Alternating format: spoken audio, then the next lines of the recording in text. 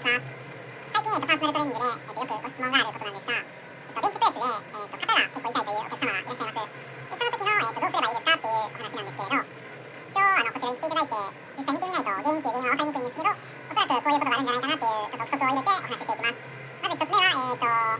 重量が重すぎて、肩が痛いっていうケースですね。1セットあたりの重さを5回でやる人もいれば10回、20回でやる人もいると思うんですけれど、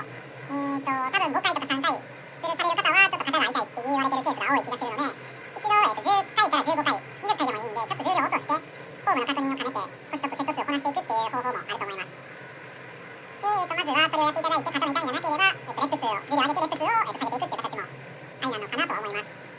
で、もう一つ目は、結構多いのが、重量をやっぱ上げていかないといけないのかな、上げていかないといけないのかということなんですけれど、やっぱり重量を上げていける方が絶対いいんですけれど、重量を上げていくと次は、フォーム、さっき言ってた